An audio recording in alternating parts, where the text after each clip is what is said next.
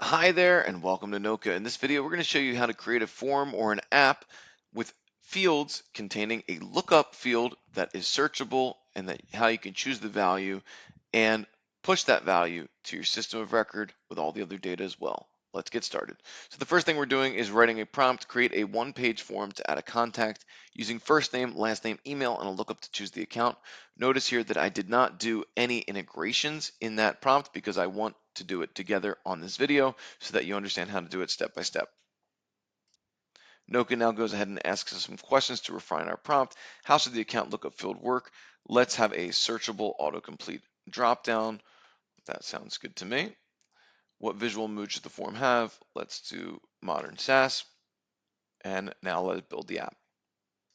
Now that our app is built, let's get started on the integrations and working on getting this lookup to operate correctly. So the first thing we're going to do is click on events on our page, and that's going to load the different options for what we can do with the events on the page.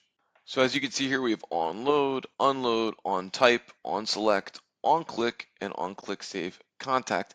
For this lookup, we want it to be onType account because we want it to actually search while the user is looking for the account. So what we do is we click on that plus sign and we go over here to our flow and we start to build out the flow. So in this case, I'm going to use Salesforce. I'm going to say, okay, I want to go ahead and read accounts from Salesforce as the user types.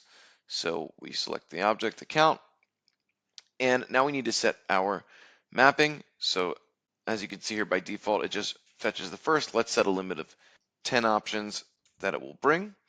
And the condition here should be that the account name, so let's go and get account name, will equal the selected labels. We go here into our data kit, we go into our app fields, we go into our contact form, we go into our inputs and go under account, and we map here the selected label to here. And then the next thing we need to do is map those values back to our app. So we do component mapping, we insert that, and we map two fields. The two fields we want to map are the two fields associated with the account lookup, the lookup label and the lookup value. And you can see they come as a pair and they map together. And now we want to go ahead and map the account name, which is already mapped there, and the lookup value, which will be our account ID. Now we insert our node, we click go live, confirm. And now that that's been confirmed, we can now jump back to our app and save this and bind this flow against our app so that we can test it. And now that this is ready, let's go ahead, let's keep our changes. Let's run this and do a test. So I'm going to go ahead and write an account name from my Salesforce. I'll do Orca AI, and it searches and it finds that account. So that's great. We do have the account on typing. Now let's go ahead and figure out how to map this account name and value when we push our new contact to Salesforce. So what we want to do is go back to our form. We want to go to events, and now we want to click on click save contact. That's our save contact button, and we want to create a flow for that. And this is going to be a simple flow. All we're going to do is go ahead and create a flow by selecting object. We're going to create, and as I said before, we want to create a contact. So we'll choose contact, we'll insert that node, and now all we have to do is go ahead and map. So the first thing we want to do is add in some fields. So let's add account ID, first name, last name, and email. Get our email field.